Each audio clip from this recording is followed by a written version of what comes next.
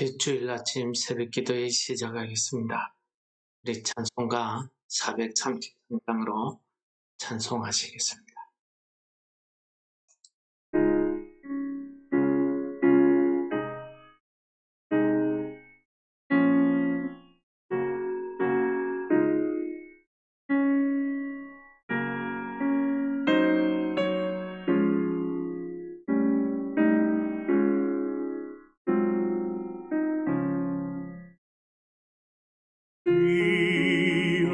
귀하신 주여 날 붙드사 주께로 날마다 더 가까이 저 하늘나라 나 올라가 우주의 풍만을 늘 안기어 영생의 복 받기 원합니다. 공헌할 물건 다 없어도 날마다 주께로 더 가까이 내 죄를 주께 다 고하니 주님의 보혈로 날 씻으사 눈보다 더 희게 하옵소서. 안악한 마귀 날 꾀어도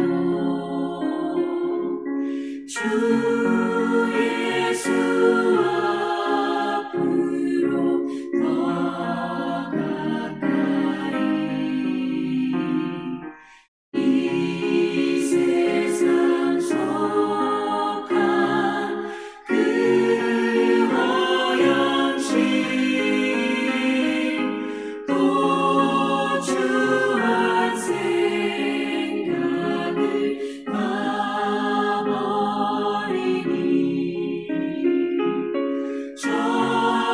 정결한 맘 내게 늘 주소서. 이 세상 내가 살 동안에 주께로 날마다 더 가까이 전에는 천국 나 들어가 한없는 복락을 다 얻도록 풍성한 은혜를 주옵소서.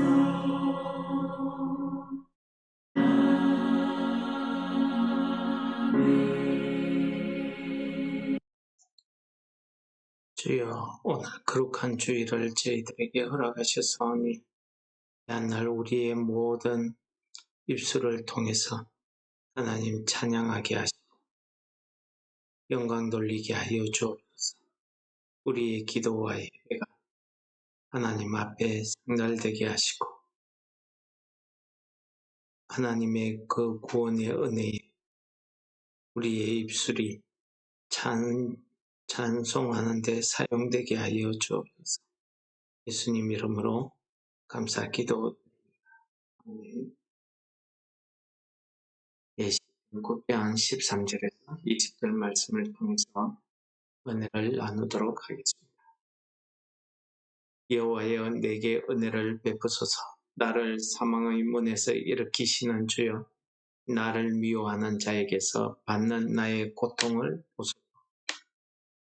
그리하시면 내가 주의 찬송을 다 전할 것이요 딸 시온의 문에서 주의 구원을 기뻐하리이다. 이방 나라들은 자기가 판 웅덩이에 빠지며 자기가 숨긴 그물에 자기 발이 걸렸도다. 여호와께서 자기를 알게 하사 심판을 행하시며 자기는 자기가 손으로 행한 일에 스스로 얽혔도다. 히카yon 셀라. 악인들이 서울로 돌아가며 하나님을 잊어버린 모든 이방 나라들이 그리하리로다. 궁핍한 자가 항상 잊어버림을 당하지 아니하며 가난한 자들이 영원히 실망하지 아니하리로다. 여호와여 일어나사 인생으로 승리를 얻지 못하게 하시며 이방 나라들이 주 앞에서 심판을 받게 하소서.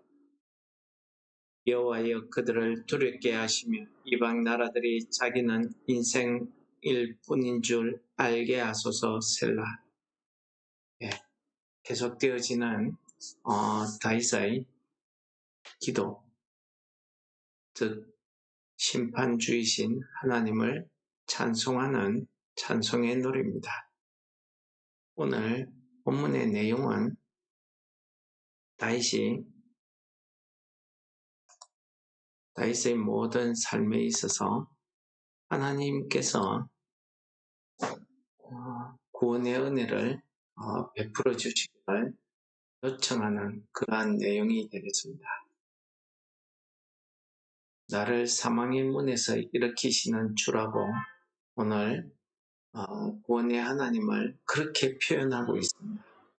왜 그렇습니까? 나를 미워하는 자에게서 받는 나의 고통, 이게 무엇입니까? 사울 왕에게 이유 없이 자기를 미워하는 사람들, 이런 자의 손에서 나를 구원하시는 것입니다.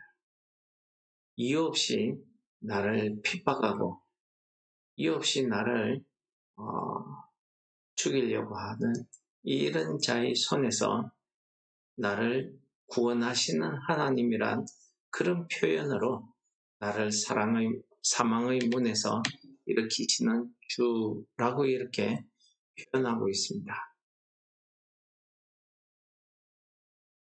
이렇게 자기 죽음과 같은 이런 고통에서 나를 구원하시는 하나님을 내가 찬송하겠다, 내가 경배하겠다, 이 말을 두 번 겹쳐서 합니다. 딸 시온의 문에서 주의 구원을 기뻐하리다. 이것은 단지 하나님의 찬송으로만 끝나는 것이 아니라 이 찬송과 경배를 이야기하고 있는 것입니다. 그러니까 죽음과 같은 이런 고통 가운데서 나를 비방하는 그 원수들의 손에서부터 나를 구원하시는 그 하나님의 그 구원의 은혜를 내가 찬송으로 드러내며 하나님 앞에 기쁨으로 경배드리겠다 하는 이런 의미가 되겠습니다.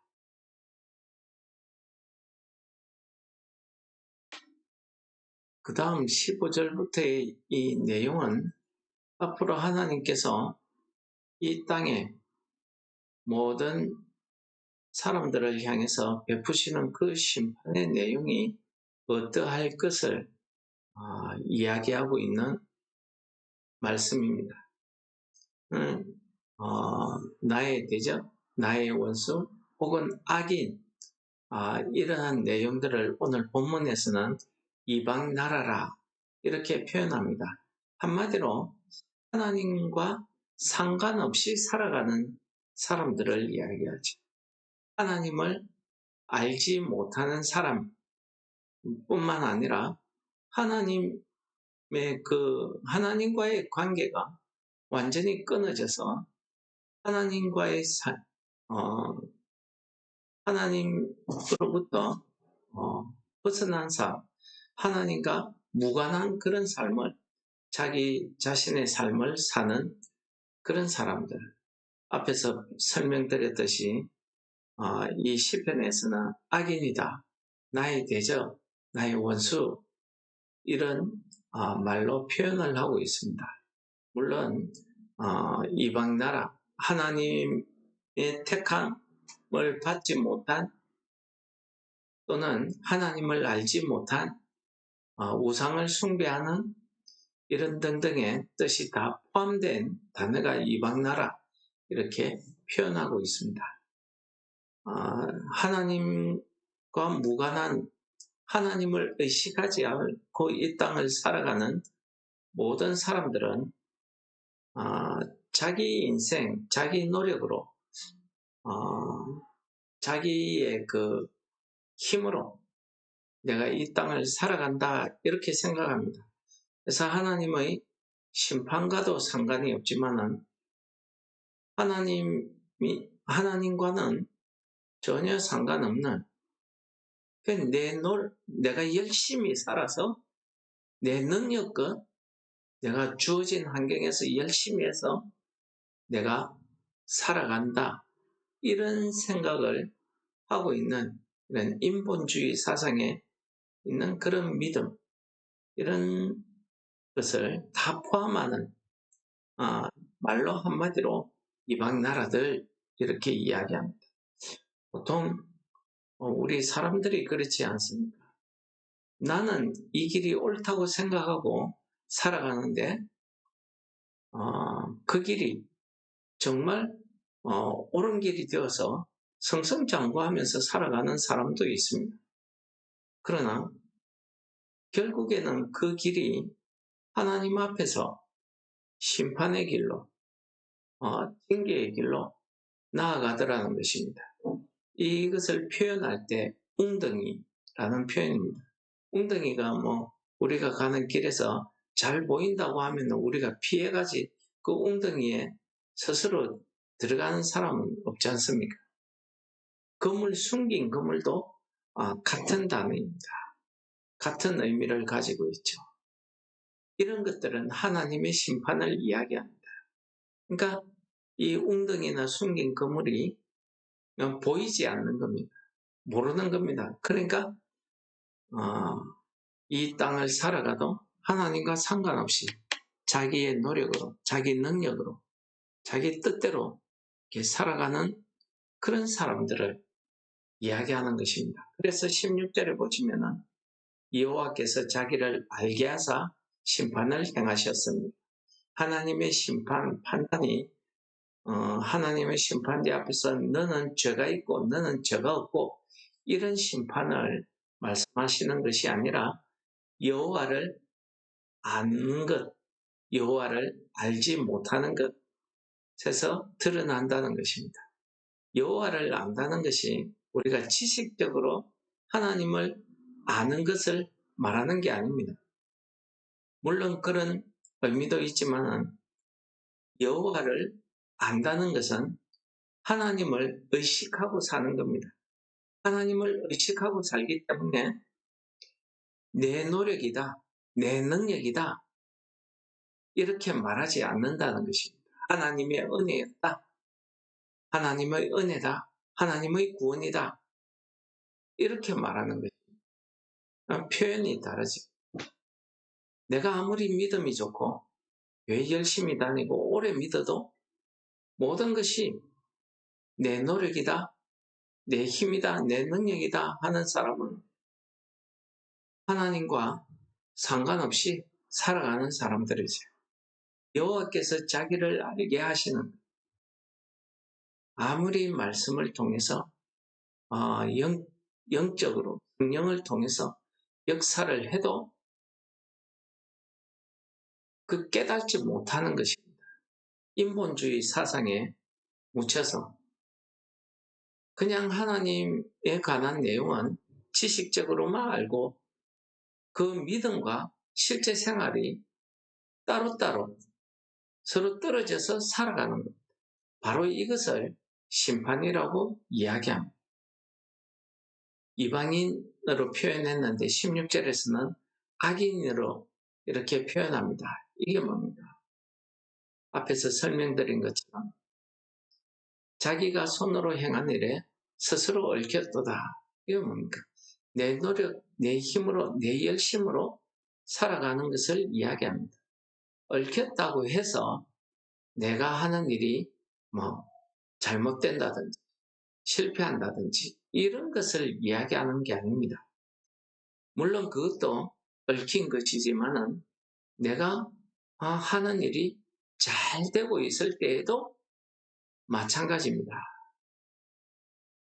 특히 그 순간은 우리가 너무 넘어지기가 쉽습니다.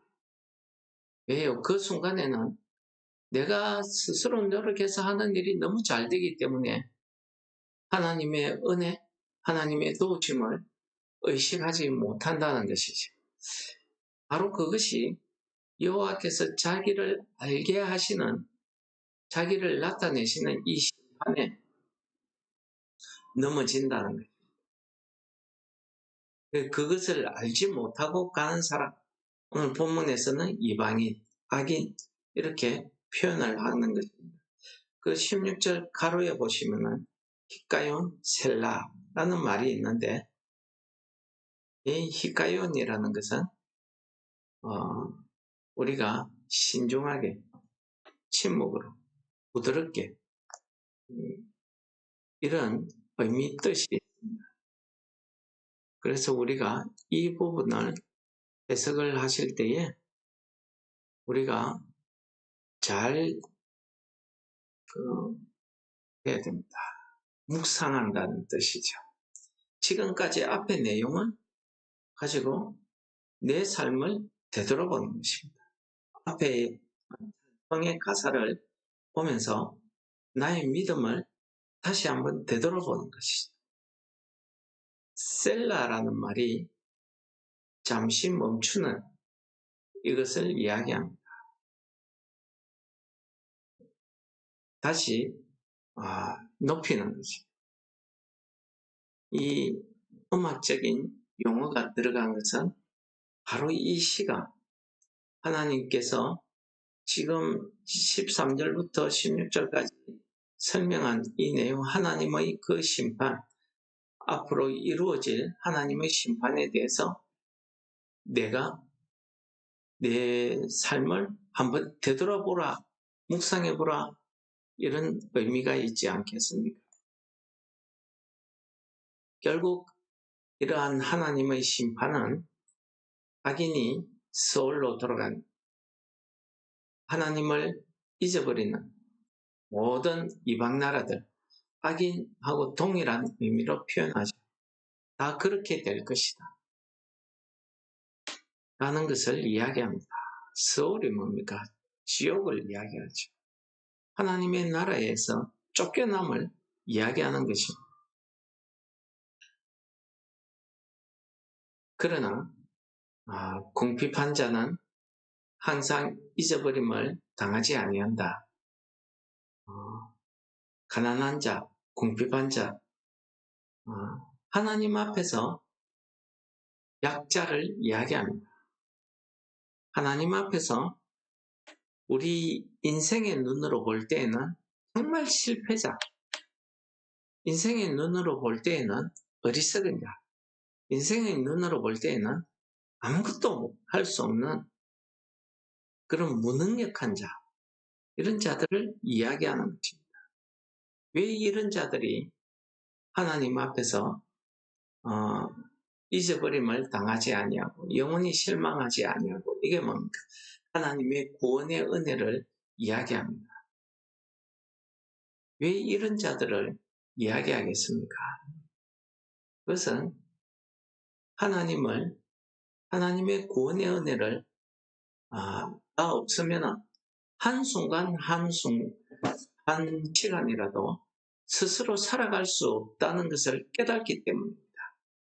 하나님의 그 구원의 은혜가 없으면 내가 이 세상을 살아갈 수 없구나 하는 것을 깨달은 것입니다. 그런 자들에 대해서 하나님의 그 구원의 은혜가 항상 있을 것을 말씀하시는 것입니다. 막 19절, 20절이 다윗의 마지막 기도이자 찬송입니다. 여호와의 일어나사 인생으로 승리를 얻지 못하게 하시며 이방 나라들이 주 앞에서 심판받게 하소서. 이게 뭡니까? 내 사람의 생각으로 이 세상 방식으로 살아가는 사람들이 결국에는 구원을 얻지 못할 것이다 하는 것을 그런 이방 나라 악인들이 하나님 앞에서 심판을 받게 될 것이다 하는 것을 이야기하는 것이죠. 그렇게 해야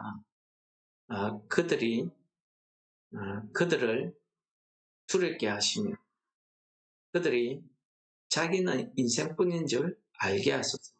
이 세상에서 살아가는 그 삶이 하나님과 무관한 삶이었다. 하나님의 심판을 받을 삶이었다 하는 것을 깨닫게 해달라는 그런 내용이 되겠습니다.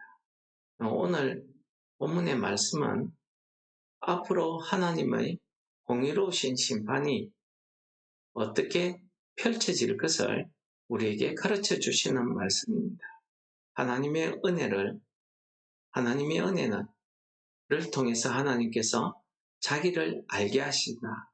그러니까 하나님의 영광을 드러내고 내게 하나님의 구원과 은혜를 찬송하게 하는 그러한 하나님의 은혜를 통해서 우리가 하나님을 깨닫게 된다, 알게 된다는 것을 이야기하고 있는 것입니다. 하나님의 그 은혜를 우리가 알게 되면 우리 입술에서 찬송이 하나님의 그 구원의 기쁨을 경배하는 이러한 예배가 우리 삶에 이루어질 것을 이야기하는 내용이죠. 물론 이제 이 땅에 살아가면서 하나님과 전혀 무관하게 하나님과는 상관없이 자기 힘, 자기 노력으로 승승장구하고 살아가는 그런 사람들에 대해서는 하나님의 심판이 있을 것을 이야기하는 오늘 본문의 내용이 되겠습니다. 우리가 이 땅을 살아갈 때에 궁핍한 자, 가난한 자가 왜 하나님의 구원을 받겠습니까? 이 땅의 눈으로 볼 때에는 정말 궁핍해서 아무것도 없는, 가난해서 정말 못난 이런 인생들이지만은 그 인생들이 오늘도 하나님의 은혜가 없이는 그들이 한순간도 살아갈 수 없다는 것을 우리들에게 보여주시는 것입니다. 그들이 하나님의 은혜로 살아가는 그 모습을 오늘 본문에서 시인은 찬송한다 라고 표현을 한 것입니다.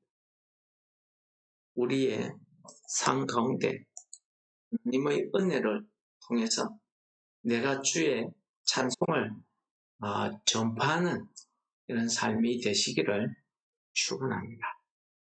말씀을 묵상하시면서 우리 같이 기도하시겠습니다.